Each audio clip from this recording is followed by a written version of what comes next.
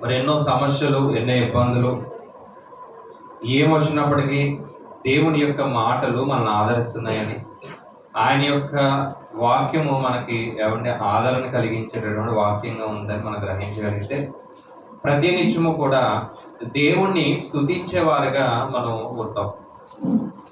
దేవుడికి దావీదు గారు ఎందుకు ఇష్టము అని మనం ఆలోచన చేసినప్పుడు అంటే, దావీదు గారు ఆయన శ్రమల్లో ఉన్నప్పుడు దేవుని స్తుతించాడు, ఆనందంగా ఉన్నప్పుడు దేవుని స్తుతించాడు, కష్టకాలంలో, ఇరుకు ఇబ్బందుల్లో, చనిపోయే పరిస్థితుల్లో ఉన్నప్పుడు కూడా ఆయన దేవుణ్ణి స్తుతించినట్టుగా మనం చూస్తున్నాం.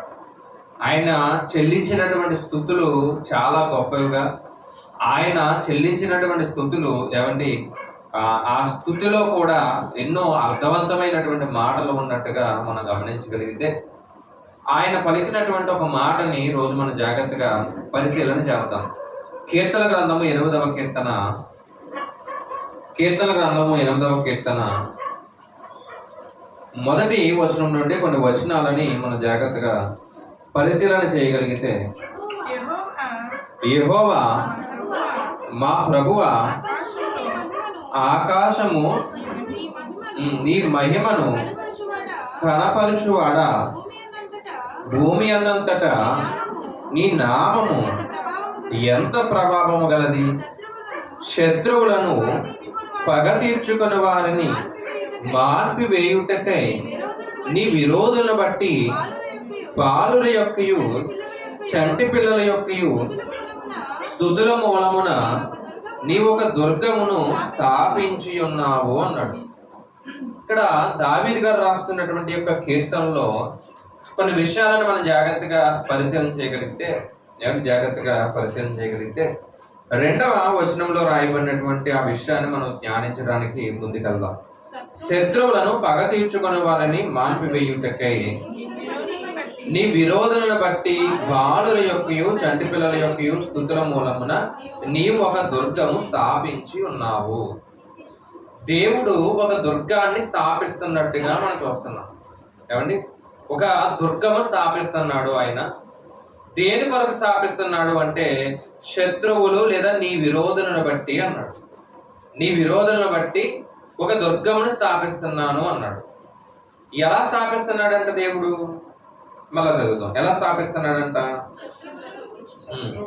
విరోధులను బట్టి, నీ విరోధులను బట్టి బాలుర యొక్కయు చంటి పిల్లల యొక్కయు స్తుతుల మూలమున, బాలుర యొక్కయు చంటి పిల్లల యొక్కయు స్తుతుల మూలమున ఒక దుర్గము స్థాపించబడుతుంది. దేని కొరకు అంటే, విరోధుల నుంచి తప్పించడానికి, విరోధుల నుంచి కాపాడడానికి దేవుడు ఒక దుర్గము స్థాపిస్తున్నట్టుగా మనం చూస్తున్నాం. ఏమంటే దేవుడు ఏం స్థాపిస్తున్నాడు? మొదటి ప్రశ్న ఏంటంటే, దేవుడు ఏం స్థాపిస్తున్నాడు అంటే దుర్గము స్థాపిస్తున్నాడు. ఎందుకు స్థాపిస్తున్నాడు ఆయన, లేదా ఎందుకు నిర్మిస్తున్నాడు అంటే విరోధుల చేతిలో నుండి కాపాడటానికి స్థాపిస్తున్నాడు లేదా నిర్మిస్తున్నాడు. ఎలా నిర్మిస్తున్నాడంట దుర్గమును? బాలుర యొక్కయు చంటి పిల్లల యొక్కయు స్తుతుల మూలముగా అన్నాడు. మరొకసారి ఏమండి, దేవుడు ఏం స్థాపిస్తున్నాడు? దుర్గము స్థాపిస్తున్నాడు. దేని కొరకు స్థాపిస్తున్నాడు? విరోధుల యొక్క ఏమండి లేదా శత్రువుల చేతిలో నుండి తప్పించడానికి, విరోధుల చేతిలో నుండి తప్పించడానికి దేవుడు దుర్గము స్థాపిస్తున్నాడు. ఎలా స్థాపిస్తున్నాడు? బాలుర యొక్కయు చంటి పిల్లల యొక్కయు స్తుతుల మూలముగా. మనం మూడోసారి ఏమండి మన జ్ఞాపకం ఉండే వరకు మాట్లాడదాం. దేవుడు ఏం స్థాపిస్తున్నాడు? దుర్గం. ఎందుకు స్థాపిస్తున్నాడు? శత్రువుల చేతిలో నుండి మనం కాపాడతాడు. ఏమంటే అక్కడ దావీదు గారు మాట్లాడుతారు. ఎలా స్థాపిస్తున్నాడు? బాలుర యొక్కయు చంటి పిల్లల యొక్కయు స్తుతుల మూలమును స్థాపిస్తున్నాడు. ఒక 10 సార్లు చెప్పుకున్నాం అనుకోండి, అర్ధరాత్రి లేపినా ఈజీగా అందరూ చెప్పేస్తారు. కాబట్టి అసలు ఎందుకు స్థాపించాడు, ఏం స్థాపిస్తున్నాడు, ఎలా స్థాపిస్తున్నాడు అనేది మనకి ఏవో క్లారిటీ వచ్చింది. అయితే అవి ఏంటి అనేది కూడా మనకు క్లారిటీ రావాలి. ఒకటి, దేవుడు ఏం స్థాపిస్తున్నాడు అంటే దుర్గము స్థాపిస్తున్నాడు అని రాయబడుతుంది. ఇంతకీ దుర్గము అంటే ఏంటి? ఫస్ట్ అది నేర్చుకుందాం. దుర్గము అంటే ఏంటి? దుర్గము అంటే అర్థం ఏంటంటే, ఒక ఎత్తైనటువంటి కోటని ఏమన్నారంటే దుర్గము అన్నారు. ఒక ఎత్తైనటువంటి కోటని ఏమన్నారు? దుర్గము అన్నారు. ఉదాహరణకి రాజులు వారిని కాపాడుకోవడానికి ఎవరి చేతిలో నుండి అంటే శత్రువుల చేతిలో నుండి వారిని కాపాడుకోవడానికి ఎత్తైనటువంటి కోటలు స్థాపించుకునేవారు. ఆ ఎత్తైనటువంటి కోటల్లో వారు నివాసం ఉండి శత్రువులు ఎవరన్నా వస్తూ ఉంటే ఎక్కడి నుంచి చూసేవారు? పైనుంచి చూసి ఈ కింద వారు పైకి ఎక్కకుండా చాలా ఆయుధాలతో లేదంటే వారి ఉన్నటువంటి తెలివితో వారిని పైకి ఎక్కకుండా గేట్ పెట్టడం తెలుసు కదా, మనం చూస్తూ ఉంటాం. ఇనప గేట్లు పెట్టడం, లేదంటే చుట్టూ పెద్ద గోడ కట్టడం.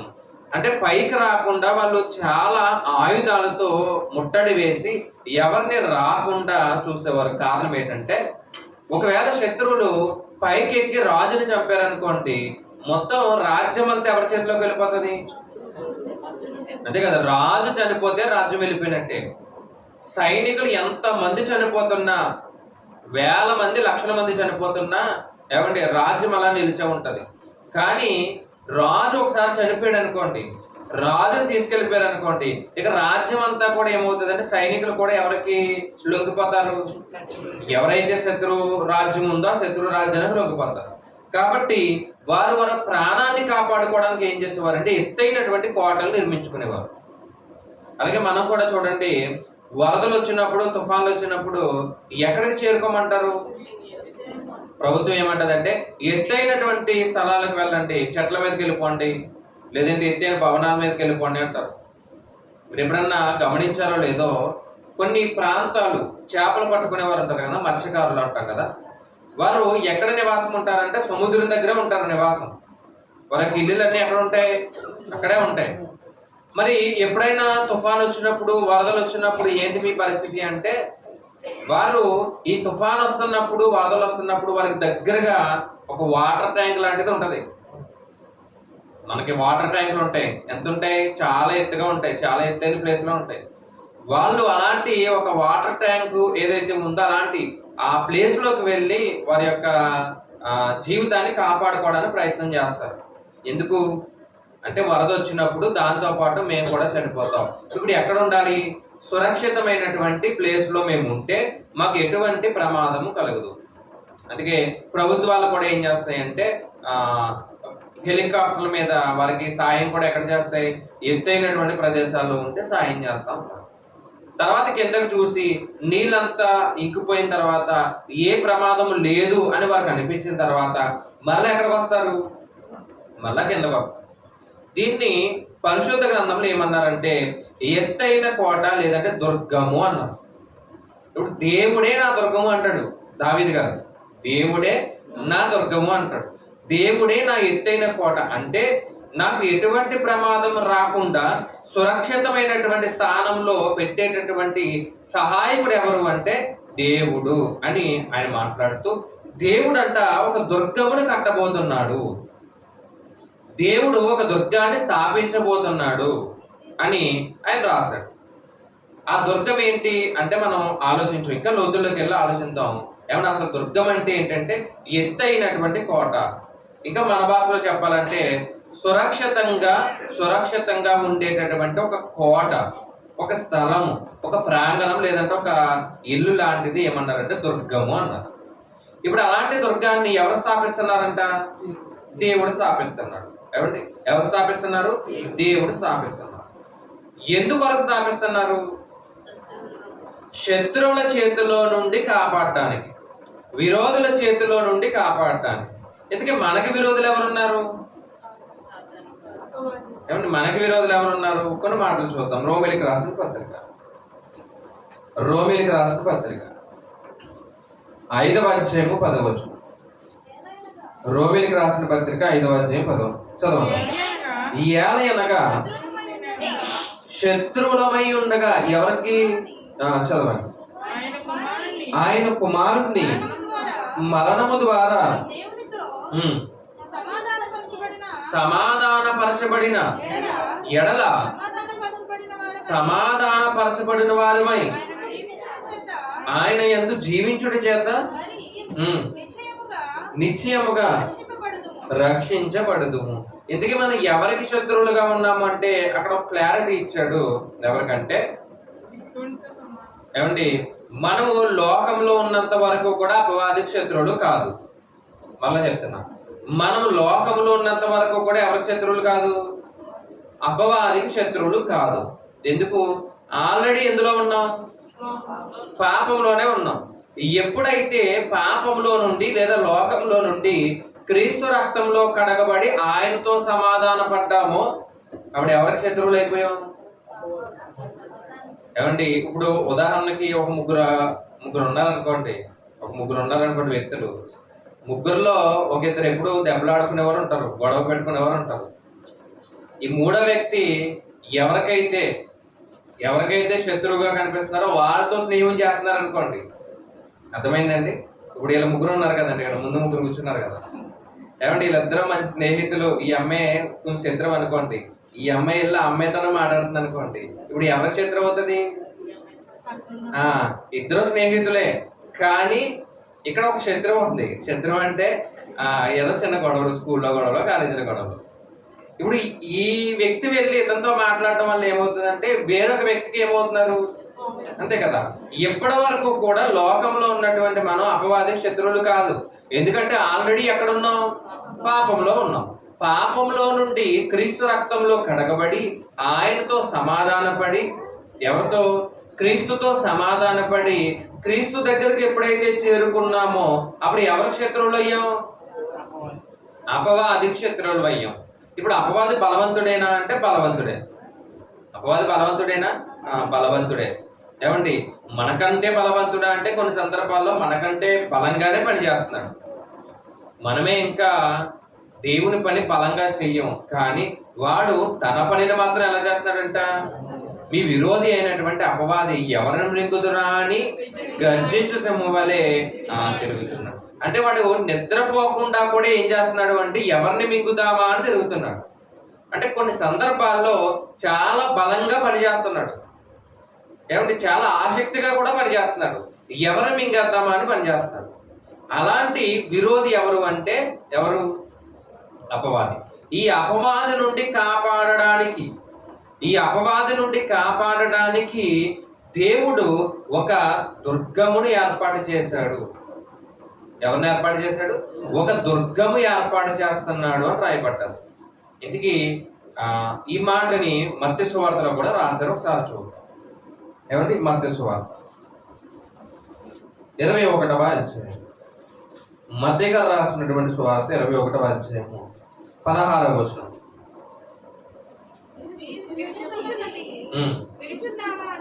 వినుచున్నావా అని ఆయన అడిగిరి. అందుకు యేసు వినుచున్నాను, బాలురి యొక్కయు చంటి పిల్లల యొక్కయు నోట స్తోత్రము సిద్ధింపచేసితివి అను మాట మీరెప్పుడు చదవలేదా అని వారితో చెప్పి వారిని విడిచి పట్టణం నుండి బయలుదేరి. ఏమండి, ఈ మాట ఎవరు మాట్లాడుతున్నారంటే యేసుక్రీస్తు వారి యొక్క 15 నుంచి కూడా చూడగలిగితే, కాగా ప్రధాన యాజకులను శాస్త్రులను ఆయన చేసిన వింతలను దావీదు కుమారునికి జయము అని దేవాలయంలో కేకలు వేయించున్న చిన్న పిల్లలను చూచి కోపముతో మండిపడి. ఇక్కడ ఎవరు కనిపించారు? ఆయన దుర్గము స్థాపిస్తున్నాడు అనేది అర్థమైంది. దుర్గం అంటే ఎత్తైన కోట అని చదివాం. ఇంకా లోతుల్లోకి వెళ్ళి దుర్గం అంటే ఏంటో మనం ఆలోచించేద్దాం. అలాగే రెండవది ఎందుకు స్థాపిస్తున్నాడు? విరోధుల చేతిలో నుండి కాపాడడానికి స్థాపిస్తున్నాడు. ఇందుకు విరోధి ఎవరు? అపవాది చేతి లేదా అపవాది మాయలో పడిపోయినటువంటి మనల్ని కాపాడడానికి దుర్గం స్థాపిస్తున్నాడు. ఇందుకు ఎలా స్థాపిస్తున్నాడంటే ఆయన ఎలా? చంటి పిల్లల యొక్కయు బాలురి యొక్కయు అన్నాడు. అక్కడ ఇద్దరు గురించి మాట్లాడాడు. చంటి పిల్లల యొక్కయు బాలురి యొక్కయు స్తుతుల మూలముగా అన్నాడు. ఇక్కడ ఒక మాట నెరవేరుతుంది చూద్దాం. ఏంటంటే ఒక మాట. ఏంటి ఆ మాట అంటే 14 కూడా చూడగలిగితే, గుడ్డివారును కుంటివారును దేవాలయంలో ఆయన వద్దకు రాగా ఆయన వారిని స్వస్థపరిచారు. కాగా ప్రధాన యాజకులు శాస్త్రులను ఆయన చేసిన వింతలను దావీదు కుమారునికి జయము అని దేవాలయంలో కేకలు వేయుచున్న చిన్న పిల్లలు అన్నాడు. ఆయన ఎలా స్థాపిస్తున్నాడు అంటే చిన్నపిల్లల యొక్కయు బాలుల యొక్కయు స్తుతుల మూలంగా. ఇక్కడ చిన్నపిల్లలు ఏం చేస్తున్నారు? ఈ సందర్భం ఏంటంటే మట్టల ఆదివారం సందర్భం. ఆయన వస్తున్నప్పుడు ఒక గాడిద పిల్లని ఎక్కువ వస్తూ ఉంటాడు. గాడిద పిల్లని ఎక్కువ వస్తున్నప్పుడు అందరూ కూడా బట్టలు పరిచి ఏమంటే చెట్ల కొమ్మలు నరికి ఆ చెట్ల కొమ్మలన్నీ పట్టుకొని ఆయన గాడిదని ఎక్కువ వస్తుంటే ఆ బట్టలన్నీ కింద వేస్తారన్నమాట. వేసిన తర్వాత అందరూ ఏమంటారు? సర్వోన్నతుడైనటువంటి ప్రభువా నీకు జయము అని, దావీదు కుమారుడా నీకు జయము అని కేకలు పెట్టారు. అలా అందరూ కేకలు పెడుతుంటే అక్కడ ఉన్నటువంటి ప్రధాన యాజకులు అంటున్నారంట, ఎందుకు మీరు ఎలా కేకలు పెడుతున్నారు? ఎందుకు మీరు ఎలా అరుస్తున్నారు? ఎందుకు ఆయన ఏదో గొప్ప చేస్తున్నారు అన్నట్టుగా వీరి యొక్క మనసులో వీరు మాట్లాడుకుని ఎందుకు ఎలా చేస్తున్నారు అని అంటున్నప్పుడు యేసుక్రీస్తు ప్రభువారు మాట్లాడుతున్నారు. ఏమనంటే అక్కడ ఎవరు కేకలు వేశారంట? ఎవరు కేకలు వేశారంట? చూడండి, కేకలు వేయించున్న చిన్న పిల్లలను చూచి కోపముతో మండిపడి. ఎవరు కేకలు వేశారు? చిన్న పిల్లలు కేకలు వేశారు. చిన్న పిల్లలు ఏమని కేక వేశారు? దావీదు కుమారుడా జయము. దీన్ని మనం ఏమంటామంటే దేవుని స్తుతించడం. అదే కదండి, దేవుని స్తుతించడం అంటే ఏంటి? ఆయన నామాన్ని గొప్పగా మనం ప్రచురించడమే దేవుని స్తుతించడం. ఆయన నామాన్ని అనేక మందికి చాటి చెప్పడమే దేవుని స్తుతించడం. ఆ స్తుతి ఇక్కడ ఎవరు చేస్తున్నారంటే చిన్న పిల్లలు చేస్తున్నారు. ఆ చిన్న పిల్లలు చేస్తున్నప్పుడు ఆ చిన్న పిల్లలు చూసి మండిపడ్డారంట, కోపపడ్డారంట. వెంటనే మీరు ఎందుకు ఎలా చేస్తున్నారని గట్టిగా అడుగుతున్నారంట. అప్పుడు యేసుక్రీస్తు ప్రభు వారు ఒక ప్రవచనాన్ని ఎత్తి చెప్పారు. ఏంటా ప్రవచనం? చూద్దాం. అందుకు యేసు మాట్లాడుతూ వినుచున్నాను, బాలుల యొక్కయు చంటి పిల్లల యొక్కయు నోట స్తోత్రము సిద్ధింపచేసితిని అని మీరు ఎప్పుడు వినలేదా అన్నారు. మీరు ఎప్పుడు చదవలేదా? మీరు ఎప్పుడు వినలేదా? బాలుల యొక్కయు చంటి పిల్లల యొక్కయు నోట స్తుతి స్తోత్రము అనేది వస్తాది అని మీరు ఎప్పుడు చదవలేదా అని అడిగారు. ఎవరు అడిగారు? యేసుక్రీస్తు ప్రభు వారు అడిగారు. అంటే వీళ్ళకి తెలుసానా తెలియదానా? వీళ్ళకి తెలియదు. అంటే వీళ్ళ ధర్మశాస్త్ర ఉపదేశకులైన ధర్మశాస్త్రాన్ని సరిగ్గా చదవనటువంటి వారు. మరి ఇప్పుడు మనం ఇదే మాట ఎక్కడ చదువుకునొచ్చాం? ఎక్కడ చదివాము? ఇదే మాట దావీదు గారు తన యొక్క కీర్తనలో 8వ కీర్తన 2వ వచనంలో పలికాడు. ఆయన ఏమనంటే, నీ విరోధుల చేతుల నుండి తప్పించడానికి బాలుల యొక్కయు చంటి పిల్లల యొక్కయు స్తుతుల మూలముగా ఒక దుర్గమును స్థాపించబోతున్నాను అని ఆయన పలికాడు. అది ఎక్కడ నెరవేరిందంట? ఎక్కడ? ఇదిగో ఈ మత్తయి సువార్త 21వ అధ్యాయంలో యేసుక్రీస్తు వారు గాడిద పిల్లని ఎక్కువ వస్తున్నప్పుడు చిన్నపిల్లలందరూ కూడా మాట్లాడుతున్నారు. ఏమనంటే, దావీదు కుమారుడా జయము, దావీదు కుమారుడా జయము. అంటే ఇక్కడ చిన్నపిల్లలు దేవుని స్తుతించారా లేదా? స్తుతించారు. మరి ఎవరు మిగిలిపోయారు? ఇద్దరు గురించి అనుకున్నాం కదా, బాలుల యొక్కయు చంటి పిల్లల యొక్కయు. ఇక్కడ చిన్నపిల్లలు పలికారు ఏమని? దావీదు కుమారుడా అని పలికారు, సర్వోన్నతుడైనటువంటి యేసు అని పలికారు. మొత్తానికి యేసుక్రీస్తు వారి యొక్క నామాన్ని స్తుతించారు. అంటే చంటి పిల్లలు లేదా చిన్న పిల్లలు దేవుని స్తుతించారు. మరి ఎవరు ఉండిపోయారు? బాలురు ఉండిపోయారు. ఎందుకు బాలురు ఎవరు? అది చూద్దాం. లోక గారు రాసినటువంటి సువార్త 10వ అధ్యాయం 21వ వచనం. 10వ అధ్యాయం 21వ వచనం. ఆ గడియలోనే యేసు పరిశుద్ధాత్మయందు బహుగా ఆనందించి, తండ్రి, ఆకాశమునకును భూమికి ప్రభువా, నీవు జ్ఞానులకు వివేకులకును ఈ సంగతులు మరుగ చేసి పసి బాలురకు బయలుపరిచినావని నిన్ను స్తుతించుచున్నాను. తండ్రికి ప్రార్థన చేస్తున్నాడు యేసుక్రీస్తు ప్రభువారు.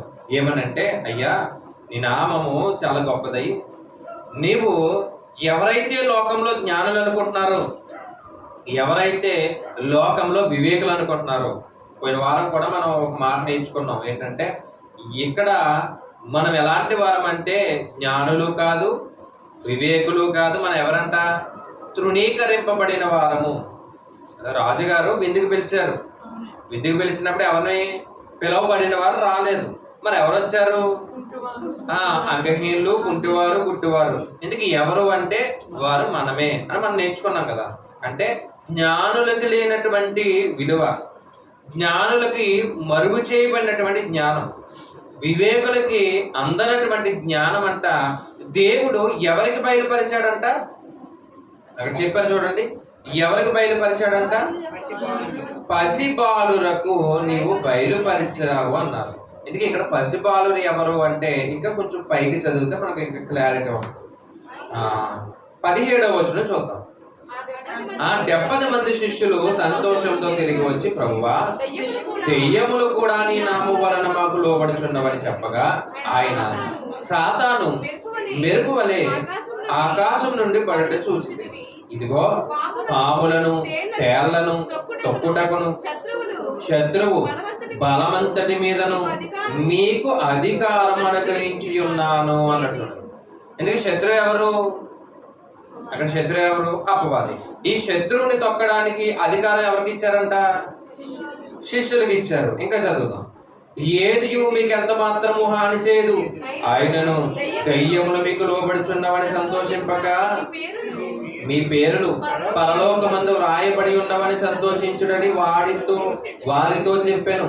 ఆ గడియలోనే యేసు పరిశుద్ధాత్మయందు బహుగా ఆనందించి ఈ మాట చెప్పారంట. ఏ మాట అంటే, ప్రభువా, జ్ఞానులకు లేనటువంటి, వివేకులకు లేనటువంటి జ్ఞానాన్ని, మరుగు చేయబడినటువంటి జ్ఞానాన్ని పసిపాలురైనటువంటి నీ శిష్యులకి, ఎందుకంటే పసిపాలు ఎవరంటే శిష్యులు, ఏమంటే బాలురు ఎవరు? శిష్యులు. అంటే యేసుక్రీస్తు వారే స్వయంగా మాట్లాడుతున్నారు. జ్ఞానులకు లేనటువంటి జ్ఞానము, వివేకులకు లేనటువంటి జ్ఞానము వాళ్ళందరికీ మరుగుపరిచావు.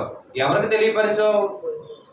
అంతే కదండి. ఈరోజు శిష్యులకు ఉన్నటువంటి జ్ఞానం ఎవరికన్నా ఉందా? శిష్యులు రాసినటువంటి పుస్తకాలు, వారు మనకి నేర్పినటువంటి పాఠాలు ఇప్పుడు ఎవరైనా రాయగలరా? ఆ రోజులో ఉన్నవారు ఎవరైనా రాశారా? రాయలేదు. వాళ్ళకు వచ్చినటువంటి దర్శనాలు, పేదరు గారికి వచ్చిన దర్శనం, ఏమండి లోక గారు రాసినటువంటి పుస్తకాలు, ఈ పుస్తకాల యొక్క ఏమండి విలువను మనం అర్థం చేసుకోగలిగితే కేవలం పరిశుద్ధాత్మ దేవుడు వల్ల మాత్రమే రాశారు. అంటే మరుగు చేయబడినటువంటి ప్రతిదీ కూడా వెలుగులోనికి తీసుకొచ్చింది ఎవరంటే శిష్యులు. ఇప్పుడు చిన్నపిల్లల యొక్కయు బాలుర యొక్కయు స్తుతుల మూలముగా దేవుడు దుర్గమును స్థాపించాడు.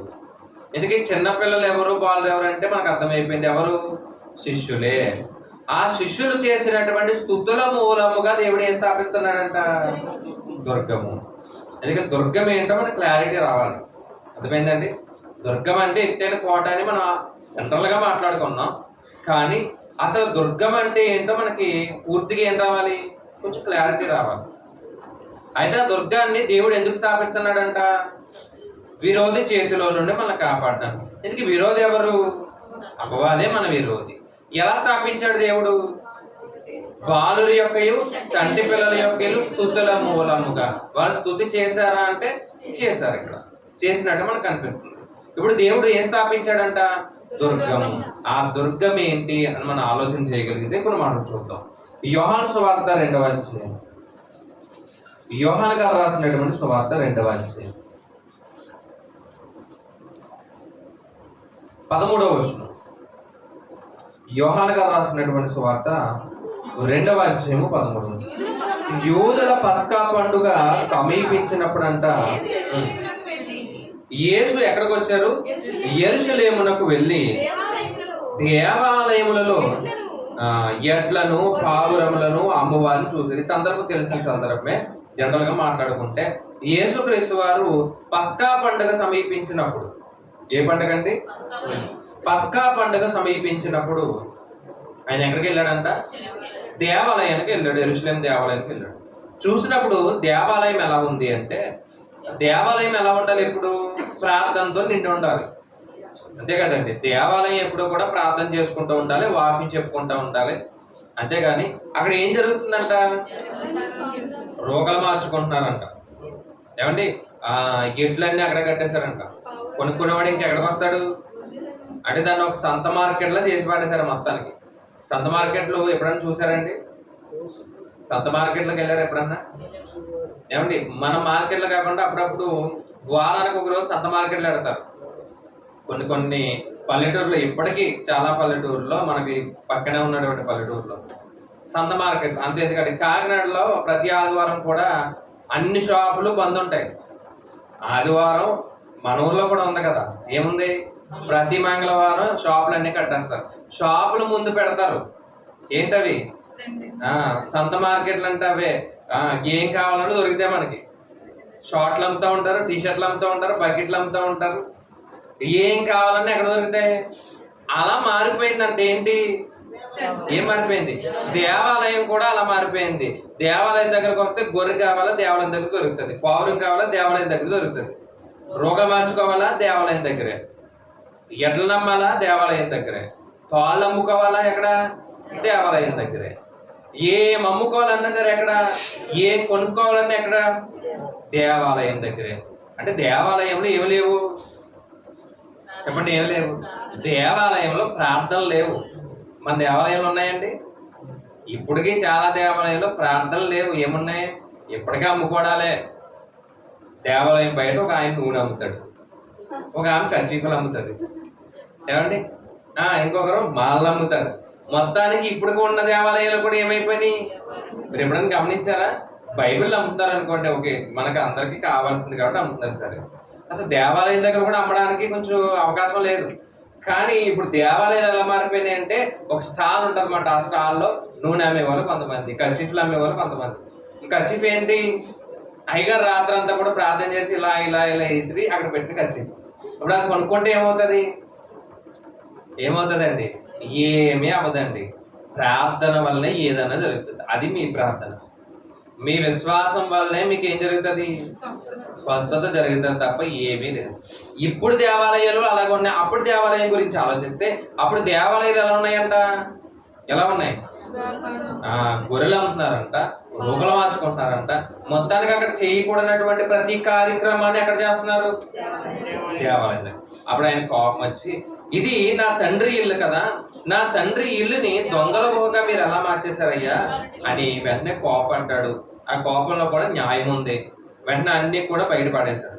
బయటపడేసిన తర్వాత ఆయన మాట్లాడుతున్న మాట చూద్దాం. ఎన్నో వచనం అంటే 19కి వెళ్దాం. 19. యేసు, ఈ దేవాలయమును పడగొట్టుడి, 3 దినములలో దాన్ని లేపుదని వారితో చెప్పారు. యూదులు ఈ దేవాలయము 46 సంవత్సరములు కట్టిరే, నీవు 3 దినముల్లో దాన్ని లేపుదువా? ఏమండి 3 దినాల్లో నువ్వు లేపేస్తావా? ఈ దేవాలయాన్ని ఎన్ని సంవత్సరాలు కట్టారంట? 46 సంవత్సరాలు. 46 సంవత్సరములు కట్టారే అని చెప్పి, అయితే ఆయన తన శరీరమును దేవాలయం గురించి ఈ మాట చెప్పాను.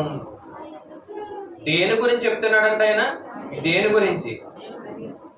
తన శరీరం అనే దేవాలయం గురించి చెప్తున్నాడు. ఈ మాట చెప్పే ముందు, లేదంటే ఈ మాట చెప్తున్న సందర్భంలోనే ఆయన ఇంకా ఒక వారం రోజుల్లో, లేదంటే ఒక 6-7 రోజుల్లో, వారం రోజులు కూడా కాదు, ఆదివారం అనుకుంటే శుక్రవారానికి ఏమయ్యాడైనా, లేదా గురువారానికి ఏమయ్యాడైనా అప్పగించబడ్డాడు. ఇక 3-4 దినాలలో ఆయన సిలువ ఎక్కడానికి సిద్ధంగా ఉన్నాడు. సిలువ ఎక్కడానికి సిద్ధంగా ఉన్న ఏమంటే ఒక 3 దినాల లోపే గాడిద పిల్లని ఎక్కాడు. అలా గాడిద పిల్లని ఎక్కినప్పుడు మొత్తం అక్కడ ఉన్నటువంటి చిన్నపిల్లలు, బాలురైనటువంటి శిష్యులు, వీళ్ళందరూ కూడా దేవుణ్ణి ఏం చేశారు? స్తుతించారు. ఎవరిని? యేసుక్రీస్తు ప్రభువును స్తుతించారు. ఎప్పుడు? ఆయన గాడిద పిల్లనెక్కి వస్తున్నప్పుడు స్తుతించారు. ఆయన గాడిద పిల్లనెక్కి వస్తున్నప్పుడు స్తుతించారు. అలా స్తుతించిన ఒక 3-4 దినాలకి యేసుక్రీస్తు వారు సిలువెక్కి మరణించి, ఇది ఆయన మాట్లాడుతున్నాడు, ఇది శరీరం అనే సంఘం అంటాడు. చూడండి, మళ్ళీ చదవండి అన్నమాట. ఇంకా ఏమండి నిన్న వచ్చిన 21. అయితే ఆయన తన శరీరం అను దేవాలయం గురించి మాట్లాడుతున్నాం. అంటే ఇప్పుడు ఆయన పడగొట్టేస్తే తిరిగి కడతాను అన్నాడు కదా. ఎందుకు పడగొట్టేస్తే తిరిగి కడతానన్న దేవాలయం యెరూషలేము దేవాలయం కాదు. మరి ఏ దేవాలయం? ఆయన శరీరం అనే దేవాలయాన్ని కడతాను అంటున్నాడు. ఇందుకీ ఈ శరీరం అనే దేవాలయం కట్టే ముందే ఆయన ఏమెక్కాడు? గాడిద పిల్లని ఎక్కి ఊరేగిస్తున్నప్పుడు బాలురి యొక్కయు చంటి పిల్లల యొక్కయు స్తుతులు ఏమయ్యాయంట? స్తుతించారు, సిద్ధింపజేశారని రాయబడ్డారు కదా. స్తుతించారు అంటే ఆయన ఈ స్తుతులు ఎందుకు జరుగుతున్నాయంటే ఆయన ఒకటి కట్టబోతున్నాడు. ఏంటి అంటే అది దుర్గము. ఆ దుర్గం ఏదో కాదు, దేవుని ఆలయాన్ని కట్టబోతున్నాడు. ఆ దుర్గం ఏది? దేవుని ఆలయాన్ని కట్టబోతున్నాడు ఆయన. ఏ ఆలయం? ఆయన శరీరాన్ని పెట్టి కట్టినటువంటి ఈ ఆలయం. ఏమండి, ఆయన శరీరంతో ఏ ఆలయం కట్టాడు? కొంచెం ముందుకెళ్ళి ఆలోచిద్దాం. అపోస్తల కార్యములు 28వ వచనం, ఇంకా కొంచెం క్లారిటీ కోసం ఇంకా ముందుకెళ్దాం. అపోస్తల కార్యములు 28వ వచనంలో దేవుడు తన స్వరక్తమిచ్చి సంపాదించిన సంఘము అన్నాడు. చూడండి, ఏమిచ్చాడంట ఆయన? తన స్వరక్తమిచ్చి సంపాదించిన సంఘము. ఇది సంఘమే దుర్గము. కీర్తన గ్రంథం 8వ కీర్తనలో రాయబడినటువంటి ఆ మాట ఎప్పుడు నెరవేరింది అంటే క్రీస్తు చనిపోయి తిరిగి లేచిన తర్వాత నెరవేరింది. క్రీస్తు చనిపోయి తిరిగి లేచిన తర్వాత ఆయన కట్టినటువంటి దుర్గం ఏది అంటే సంఘం అండి. ఎవరి ద్వారా కట్టాడు ఆయన? ఎవరి ద్వారా అంటే చంటి పిల్లల యొక్కయు బాలురి యొక్కయు స్తుతుల మూలముగా కట్టాడు అని రాశారు. అంతే కదా. చంటి పిల్లల యొక్కయు బాలురి యొక్కయు స్తుతుల మూలముగా కట్టారంట. దేని కట్టారు? సంఘము అనే దుర్గాన్ని కట్టారు. అలాగే ఎఫెసీయులకు రాసిన పత్రిక కూడా చూద్దాం. ఎఫెసీయులకు రాసిన పత్రిక 1వ అధ్యాయము 23వ వచనం. ఎఫెసీయులకు రాసిన పత్రిక 1వ అధ్యాయం 23వ వచనం. ఆ సంఘము ఆయన శరీరము. ఆ సంఘము ఏంటంట? ఆయన శరీరము. సమస్తమును పూర్తిగా నిపుచున్న వారి సంపూర్ణ. ఆ సంఘం ఏదో కాదు, ఆయన శరీరము. ఆయన శరీరంతో కట్టాడు. ఆయన శరీరంతో కట్టినటువంటి దుర్గము. ఎలా కట్టాడు అంటే బాలురి యొక్కయు చంటి పిల్లల యొక్కయు స్తుతుల మూలముగా కట్టాడు. అంటే ఎవరి ద్వారా? శిష్యుల ద్వారా కట్టినటువంటి సంఘం. ఆయన చనిపోయిన తర్వాత పేతురు గారు ప్రసంగం చేసి సంఘాన్ని కట్టాడు. అపోస్తల కార్యము 2వ అధ్యాయం. పేతురు గారు మారు మనసు నిమిత్తం బాప్తిసం వాక్యం చెప్తాడు. 2వ అధ్యాయంలో 1వ అధ్యాయంలో చివరికి వెళ్ళేటప్పటికి పరిశుద్ధాత్మ దేవుడు వస్తాడు. తెలుసు కదండి, పెంతెకోస్తు అనే పండుగ దినాన్ని ఎవరు వచ్చారు? 2వ అధ్యాయంలోనే పరిశుద్ధాత్మ దేవుడు ఆకాశం నుంచి దిగి వస్తాడు. దిగి వచ్చిన తర్వాత వారు మాట్లాడేటటువంటి మాటలు అక్కడికి సుమారు ఒక 18 దేశాల నుంచి వచ్చారంట. అలా 18 దేశాల నుంచి అంటే 18 భాషలు మాట్లాడేవారు వచ్చారు. కానీ పేతురు గారు మాట్లాడుతున్న ప్రతి మాట కూడా వారు ఏ భాషతో మాట్లాడుతున్నారో ఆ భాషలోకి ఏమైంది? మారిపోయింది. అలా మొత్తానికి మారిన తర్వాత వాళ్ళు వాక్యం విన్నారంట. ఏం వాక్యం అంటే, మీరు సిలువ వేశారు కదా, ఈ సిలువ వేసినటువంటి క్రీస్తుని మేము ప్రకటిస్తున్నాం. ఈ సిలువ వేసిన క్రీస్తే సమాధి చేయబడి తిరిగి లేచాడు. ఈయన ఎవరో కాదు, జీవాధిపతి. ఆ జీవాధిపతిని మీరు సిలువ వేశారని ప్రకటిస్తే ఏమండి అందరి యొక్క హృదయాలను నొచ్చుకున్నాయంట. అప్పుడు వచ్చి అడిగారంట, అయ్యా మరి మేము రక్షణ పొందాలంటే ఏం చేయాలి అని అడిగారంట. మీరు రక్షణ పొందాలంటే క్రీస్తు నామంలో బాప్తిసం పొందాలి అంటే ఏమంటే ఫస్ట్ ఆయన వాక్యం ప్రకటించి మొదటివి పేతురు గారి ప్రసంగం. ఆ ప్రసంగం అయిన తర్వాత బాప్తిసం పొందిన వారు 3,000 మంది. ఎంతమంది అండి? 3,000 మందితో సంఘము కట్టబడ్డారు. కొంచెం ముందుకెళ్ళి ఇంకా ఆలోచిస్తే మరలా వాక్యాన్ని ప్రకటించిన తర్వాత 5,000 మంది మారారంట. అంటే ఎంతమంది మారిపోతున్నారు చూడండి. ఎవరిని బట్టి? పేతురు గారు దేవునికి చెల్లించే స్తుతుల మూలముగా దుర్గాన్ని కడుతున్నాడు. అదే ఆ దుర్గం ఏంటి? సంఘము అనే దుర్గాన్ని కడుతున్నాడు. ఎవరు కట్టారు? బాలురి యొక్కయు చంటి పిల్లల యొక్కయు స్తుతుల మూలముగా. అంటే పేతురు గారు ఎవరంటే శిష్యులు. ఆ శిష్యుడైనటువంటి పేతురు గారు క్రీస్తు నామాన్ని ప్రకటించి దుర్గము అనే సంఘాన్ని కట్టాడు. ఆ సంఘం ఏంటంట? ఇంకా ఆయన మాట్లాడుతున్నాడు చూడండి. ఆ సంఘము ఆయన శరీరము. ఈరోజు ఇక్కడికి వచ్చి మనం మాట్లాడదాం.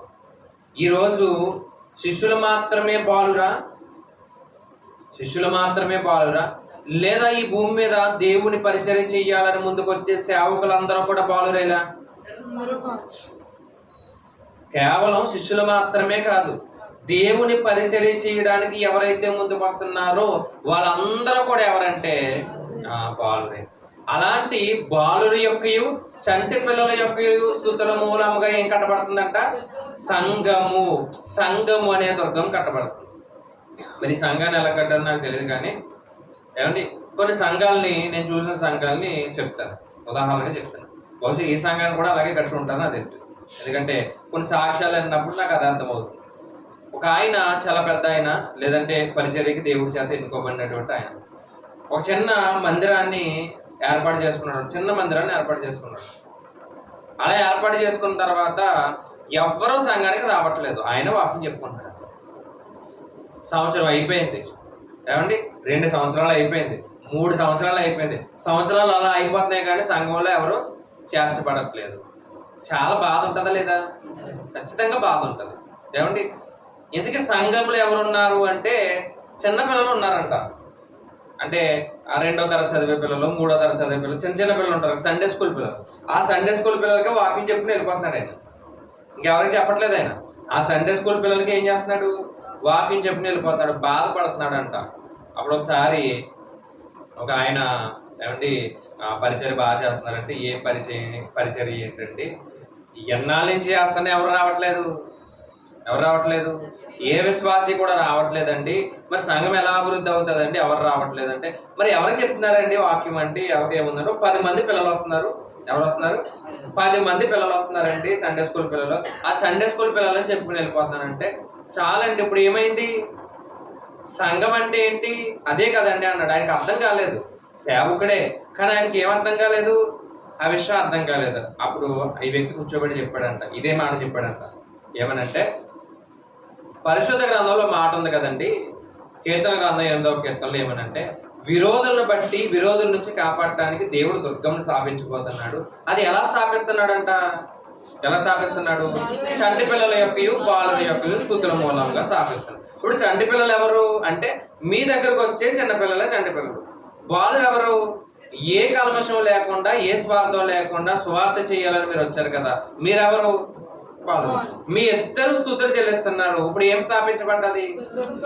రేపటి దినాలు 10 సంవత్సరాలు అవుతుంది, పిల్లలు ఎదుగుతారు. ఇప్పుడు ఆ సంఘానికి విశ్వాసులు ఎవరు? ఆ పిల్లలే. ఎవరండి? ఆ పిల్లలే కదా. ఎదుగుతారండి, 10 సంవత్సరాల తర్వాత ఎదుగుతారు. నీ వాక్యం, మీరు చెప్పినటువంటి వాక్యం అంతా కూడా ఫలిస్తుంది. మారు మనసు పొందుతారు, బాప్తిస్మం తీసుకుంటారు. తీసుకున్న తర్వాత సంఘంలో విశ్వాసులు ఎవరు? ఆ 10 మందే. ఈ 10 మందికి వివాహం అవుతుంది, పిల్లలు వస్తారు. ఇప్పుడు సంఘం ఏమైంది? ఈయన పెరిగి కొలది, ఈయనకు వయసు అయిపోతుంది. తర్వాత ఇతను కుమారుడు ఎవరైతే ఉంటారో ఆ కుమారుడు సేవకు వస్తాడు. సేవకు వచ్చేటప్పటికి ఎంతమందిని పోగు చేశాడు ఈయన? అర్థమైందండి నేను చెప్పింది? ఈ కుమారుడు ఎవరైతే ఉన్నాడో, ఈ కుమారుడు సేవకు వచ్చేటప్పటికి ఎంతమందిని పోగు చేశాడు? ఎంతమందిని? ఈ రోజు సంఘాలన్నీ అలా కట్టబడ్డాయి. ఈరోజు 100 మంది ఒకసారి సంఘానికి రాలేదు. వచ్చారా? రాలేదు. ఒక ఇద్దరికి, ఒక వ్యక్తికి, ఎవరూ రాకపోతే ఆ గోడకి, ఎవరూ రాకపోతే సండే స్కూల్ పిల్లలకి చెప్పుకుని వెళ్ళిపోతే ఆ సండే స్కూల్ పిల్లలే ఎదిగి పెద్దవాళ్ళై పరిచర్య చేసి వాళ్ళకి వివాహం అయిన తర్వాత వాళ్ళ పిల్లలను కూడా ఎక్కడ చేర్చారు? సంఘంలో చేర్చి వారి ద్వారా ఈ రోజు ఇట్టి రీతిగా సంఘాలు అనేవి ఏమయ్యాయి? 50 మందిగా, 60 మందిగా, 100 మందిగా ఫలించాయి. అదే చెప్తున్నాడు దేవుడు. చంటి పిల్లల యొక్కయు బాలురి యొక్కయు స్తుతుల మూలముగా, అంటే చిన్నప్పుడు మీరు చేసినటువంటి పరిచర్య, లేదా ప్రారంభంలో మీరు చేసినటువంటి పరిచర్య ఒకానొక దినాన్న పెద్ద సంఘంగా మారుతుంది, ఒక దుర్గముగా మారుతుంది అంటాడు. సంఘం అంటే 100 మంది, 1000 మంది, లక్షల మంది ఉండేది కాదండి. సంఘం అంటే బాలురు చెల్లించే స్తుతిని బట్టి, ఏమండి చంటి పిల్లలు చెల్లించే స్తుతిని బట్టి ఏర్పాటు చేయబడింది ఏంటి? సంఘం. మరి చెల్లిస్తున్నారా? చెల్లిస్తున్నారు. సండే స్కూల్ పిల్లలు ఉన్నారు, లేదా మనం కూడా పిల్లలమే. అంటే పెద్దవారు అయిపోయారు అనుకోకండి, మీరు కూడా ఎవరు? పిల్లలే. మీరు చెల్లించే స్తుతి ఎక్కడ చెల్లిస్తున్నారు? సంఘంలో. బాలురు అంటే సేవకులు అనుకున్నాం కాసేపు. సేవకులు చెల్లిస్తున్నారా? చెల్లిస్తున్నారు, వాక్యం ద్వారా దేవుని మహిమపరుస్తున్నారు. ఇప్పుడు సంఘం అనేది ఏర్పాటు అయిందా లేదా? కొన్ని ప్రాంతాల్లోనండి సంఘాలు లేకపోతే చీరలు ఎలా కట్టుకుని దేవుణ్ణి ఆరాధించే వాళ్ళు ఉన్నారు. ఇలా చుట్టూ కూర్చుని ఏమీ పడకుండా చిరిగిపోయినటువంటి వాడినటువంటి చీరలు ఉంటాయి కదా, ఆ చీరలు ఇలా చుట్టూ కట్టుకుని, అంటే కట్టుకోవడానికి కూడా వాళ్ళకి ఏం లేదు, ఏమీ లేకపోతే అలా చుట్టూ చీరలు కట్టుకుని లేదా పరకాలు కట్టుకుని ఏమంటే పాత బట్టలు ఏముంటే ఆ పాత బట్టలు ఆ పైన కింద కట్టుకుని వాన పడుతున్నా లేదా ఎండ కాస్తున్నా చలేస్తున్నా అలా కూర్చుని దేవుణ్ణి ఆరాధించేటటువంటి సేవకులు ఉన్నారు. ఈ రోజు అలా ఆరాధించారు కాబట్టే గొప్ప సంఘాలు ఏర్పడ్డాయి. చిన్న పిల్లలకు కూడా, సండే స్కూల్ పిల్లలు కూడా లేదు, వాళ్ళకి ఏం చెప్తాం మనం, వాళ్ళకి ఏం చెప్తాం, వాళ్ళు ఏం అర్థం చేసుకుంటారు అనుకోకుండా సండే స్కూల్ పిల్లలు కూడా వాక్యం చెప్పారు కాబట్టి ఈరోజు సంఘాలు బలపడ్డాయి. అది చెప్తున్నాడు దేవుడు. 5 ఉన్నా, 2 ఉన్నా, 3 ఉన్నా వాక్యాన్ని ఏం చేయాలి, ప్రకటించి వెళ్ళాలి. అలా నువ్వు ప్రకటించగలిగితే రేపటి దినాన్న భవిష్యత్తులో నీకు ఏమవుతుంది, అది కనిపిస్తుంది.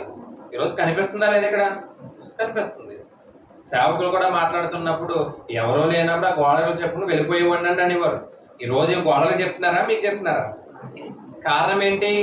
వారు ఆ రోజు నిరాశ పడలేదు కాబట్టి ఈరోజు ఏమైంది, సంఘం అనేది అభివృద్ధి అయింది. కారణం ఏంటంటే ఆ రోజు చిన్నపిల్లలుగా ఉన్నటువంటి మీరు చెల్లించిన స్తుతి, ఆ రోజు బాలురుగా ఉన్నటువంటి సేవకులు వారు చెల్లించినటువంటి స్తుతి. ఈ సంఘాన్ని ఎవరు ఏర్పాటు చేశారు? ఎవరండి? యోసేపయ్య గారు.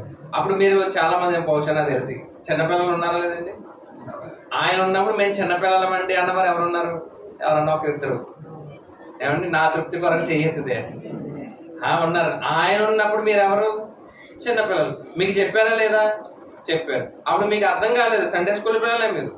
కానీ ఈ రోజు మీకు వివాహం అయింది, మీకు పిల్లలు పుట్టారు, మీ ద్వారా ఈరోజు సంఘం ఏమైంది? చూసండి, దేవుని వాక్యం ఎంత గొప్పగా ఉంది. ఈరోజు మనం ఉండడానికి ఒక గృహం కావాలి, పరలోకానికి వెళ్ళడానికి విశ్వాసం అనే గృహం కావాలి. కొలస్సీలకు రాసిన పత్రికలు రాశారు చూడండి, చివరిగా మాట చెప్పి ముగిస్తా. కొలస్సీలకు రాసిన పత్రిక 1వ అధ్యాయము 24వ వచనం. అప్పుడు మీ కొరకు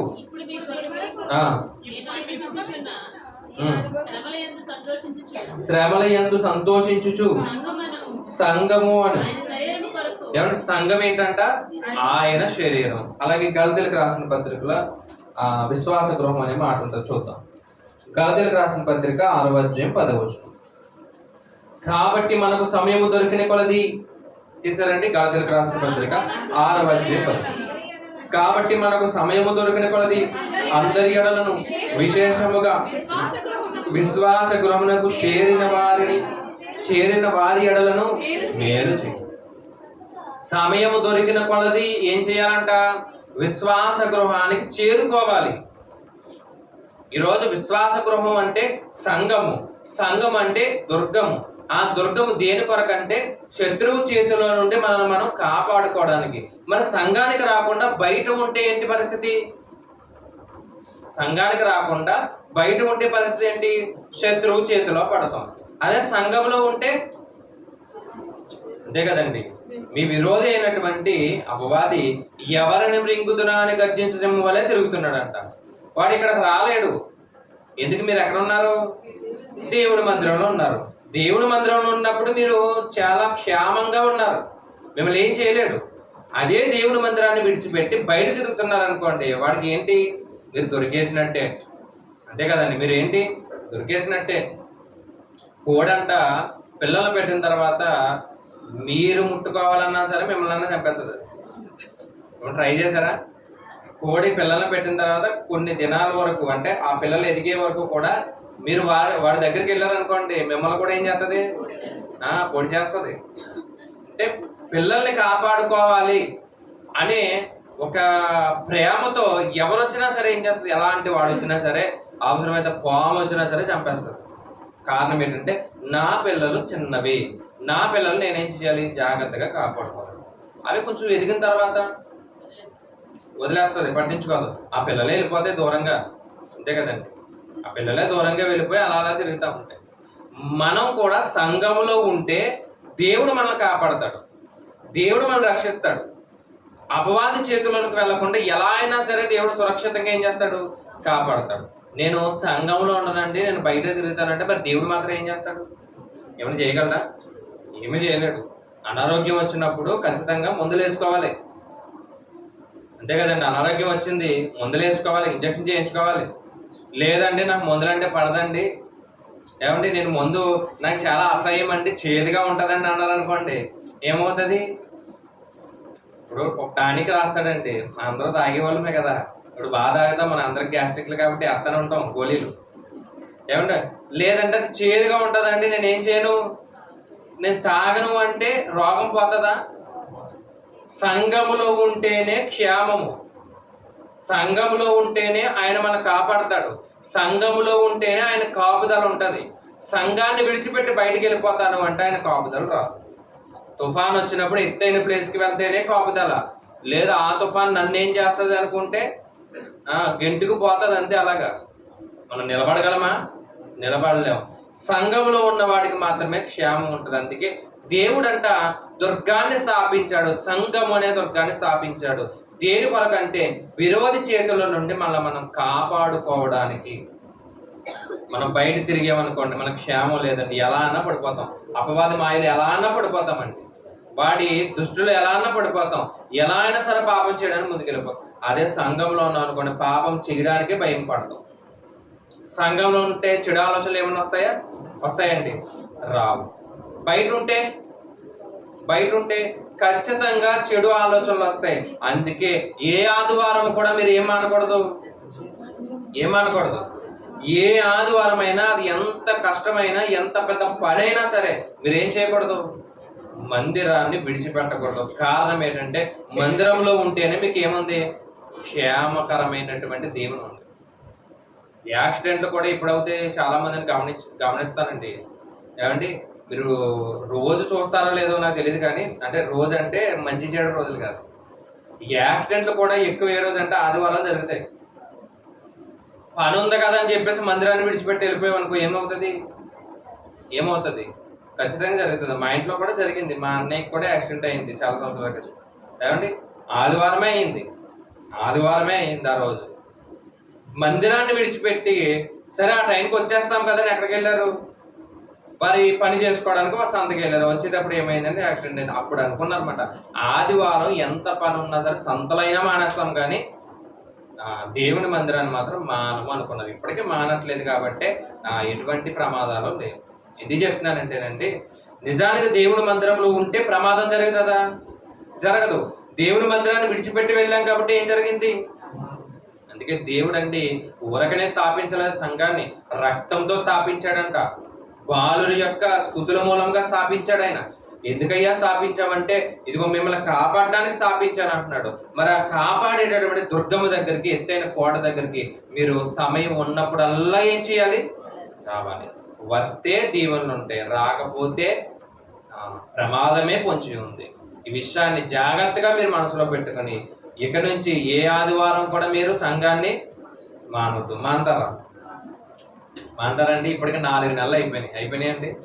బహుశా నాకు తెలిసి 4వ నెలలో నెక్స్ట్ వచ్చి ఈస్టర్, తర్వాత వచ్చి ఒక ఆదివారం ఉందంతే. 2 ఆదివారాలు ఉన్నాయి. ఇప్పటికి ఎన్ని ఆదివారాలు మానేసాం మనం? ఈ 4 నెలల్లో చెప్తాను. ఈ 4 నెలల్లో నేను ఏ ఆదివారం కూడా మానలేదండి మందిరం అన్నవాళ్ళు ఎవరైనా ఉన్నారా? ఏమన్నా ఉన్నారండి? మంచివాళ్ళు కూడా, ఏమంటే దేవుడి గురించి ఆసక్తి కలిగిన వాళ్ళు కూడా ఉంటారు ఖచ్చితంగా. ఈ 4 నెలల్లో మీరు ఏ ఆదివారం మానలేదు. వచ్చే ఇంకెన్ని నెలలు ఉన్నాయి? ఎన్ని ఉన్నాయండి? 4 నెలలు తీసేస్తే ఇంక 8 నెలలు ఉన్నాయి. ఈ 8 నెలల్లో కూడా మీరు ఏం చేయకూడదు? మానకుండా ఉండండి. ఎందుకంటే మీకు దేవుడు మంచి క్షేమకరమైనటువంటి దీవెన మీకు దేవుడు ఇవ్వడానికి సిద్ధంగా ఉన్నాడు. మేలు చేయడానికి దేవుడు సిద్ధంగా ఉన్నాడు. దేవుడు మేలు చెయ్యాలి అంటే ఖచ్చితంగా మందిరంకి రావాలి. ఎందుకంటే మందిరం ఏంటి? దుర్గము, ఎత్తైన కోట, మనల్ని కాపాడేటటువంటి స్థలం ఏంటి? మందిరము. మందిరాన్ని ఎప్పటికీ ఏం చేయొద్దు? నిర్లక్ష్యం చేయొచ్చు. అవకాశం ఉంటే మళ్ళీ ఎప్పుడన్నా వచ్చినప్పుడు మళ్ళా మందిరం గురించి మనం మాట్లాడుకుందాం. ప్రార్థన చేద్దాం. దయ కలిగినటువంటి మా కన్న తండ్రి, నీ ఘనమైన ఉన్నతమైన నామను పొందనప్పుడు దేవా మీ యొక్క ఉన్నతమైన కృపను పెడుతుంది, మమ్మల్ని కాల్చి కాపాడిన విధానాన్ని పెడుతుంది. దేవా మందిరం యొక్క తండ్రి ప్రాముఖ్యత తండ్రి దేవా నేర్చుకున్నాం. దేవా ఎందుకు మందిరాన్ని ఏర్పాటు చేశారు అనేది నేర్చుకున్నాం. బయట ఉంటే తండ్రి దేవా శత్రువు చేతిలో పడిపోతాం. అదే మందిరంలో ఉంటే అయ్యా ఎటువంటి ప్రమాదం రాకుండా మీరు మమ్మల్ని కాల్చి కాపాడతారని దేవా మీరు ఏర్పాటు చేసినటువంటి దుర్గము గురించి తండ్రి జ్ఞానించు. విన్న వాక్యాన్ని విడిచిపెట్టే వారిని కాకుండా వాక్యానుసారంగా బ్రతుకులు తండ్రి కృప చూపించండి. దేవా మరి యొక్క పరిచర్యలో ఉంటూ అనేక ప్రాంతాలు తిరుగుతున్నటువంటి సేవకుల్ని వారి కుటుంబాన్ని కూడా జ్ఞాపకం చేసుకోండి. స్థానికంగా తండ్రి ఇక్కడ ఉండి నడిపిస్తున్నటువంటి మరి తల్లిగారిని అలాగే తమ్ముడు శాంతిని కూడా మీరు జ్ఞాపకం చేసుకోండి. వారికి మంచి ఆరోగ్యం దేవా మీరు దయచేయండి. 40 దినాలు కూడా తండ్రి దేవా మరి ఆసక్తిగా నీ మాటలు వినడానికి వచ్చినటువంటి ప్రతి కుటుంబాన్ని పేరు పేరున దీవించి ఆశీర్వదించండి. అలాగే తండ్రి మరి ఎవరైతే బలహీనలుగా ఉన్నారో మనం బలపరచండి. అనారోగ్య పరిస్థితుల్లో ఉన్న వారికి ఆరోగ్యంగా ఇవ్వండి. అయ్యా పరీక్షలు రాస్తున్నటువంటి చిన్నపిల్లలందరినీ కూడా జ్ఞాపకం చేసుకోండి. మరి దేవని కృపణ పెడతండి దేవా మరి ఇంటర్ ఎగ్జామ్స్ రాస్తున్నటువంటి బిడ్డలు తండ్రి ఫలితాలు కూడా వచ్చాయని తండ్రి మేము విన్నాం తండ్రి. ఎవరైతే తండ్రి మరి పాస్ అయి ఉన్నారో వారందరికీ తండ్రి దేవ మీరే దీవునిచ్చి అయ్యా ఇదిగో తండ్రి జ్ఞానమునిచ్చి దేవ వారిని అయ్యా మంచి స్థితికి తీసుకొచ్చారని మేము నమ్ముతున్నాం. అలాగే తండ్రి రాబోయే రోజుల్లో ఇకను మంచి చదువులు దేవ వారు చదువుకొని మంచి ఉద్యోగాల్లో వారు స్థిరపడ్డానికి తండ్రి కృప చూపించండి. అలాగే తండ్రి దేవ పనులు చేసుకుంటున్నటువంటి పురుషులు జ్ఞాపకం చేసుకోండి. దూర ప్రాంతాలు వెళ్తున్నప్పుడు ఎటువంటి ప్రమాదాలు జరగకుండా తండ్రి వారు కాల్చి కాపాడండి. అలాగే తండ్రి స్త్రీలను జ్ఞాపకం చేసుకోండి. చక్కటి గృహపరి పని చేయడానికి తండ్రి కృప చూపించండి.